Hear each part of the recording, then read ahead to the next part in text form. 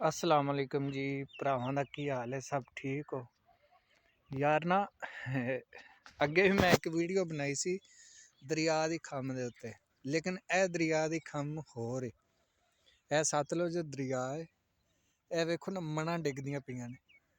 यह वेखो जी मना डिग रही ने। ये पिंड का नाम है जी टाली बागड़। पिंड का नाम है टाली बागड़।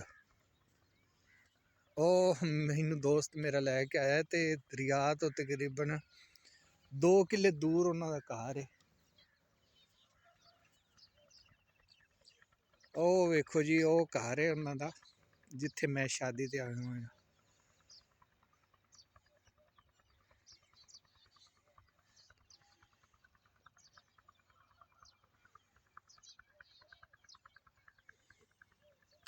ਬੰਦੇ ਜਿਹੜਾ ਮੇਰੇ ਨਾਲ ਆਇਆ ਹੈ ਨਾ, ਉਹ ਜ਼ਿਕਰ ਕਰ ਰਿਹਾ ਹੈ ਕਿ ਜਿਹੜੀਆਂ ਖੰਮਾਂ ਹੈ ਡਿੱਗਦੀਆਂ ਨੇ ਨਾ, ਇਹਨਾਂ ਦਾ ਨਹੀਂ ਪਤਾ ਲੱਗਦਾ।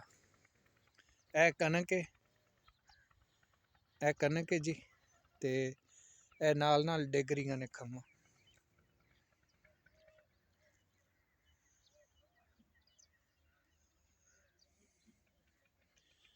ਉਹ ਵੇਖੋ ਜੀ ਉਹ ਬੰਦੇ ਫਿਰਦੇ ਨੇ ਵਿੱਚ ਰੇੜੀ ਲੈ ਕੇ।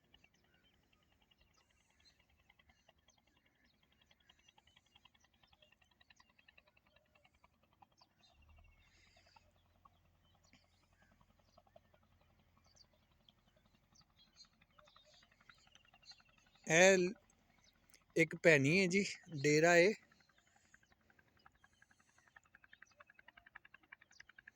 ਉਹਨਾਂ ਨੇ ਬਿਲਕੁਲ ਮਾਲ ਉੱਤੇ ਬੱਧਾ ਹੋਇਆ ਹੈ, ਬਿਲਕੁਲ ਖੰਮ ਦੇ ਉੱਤੇ।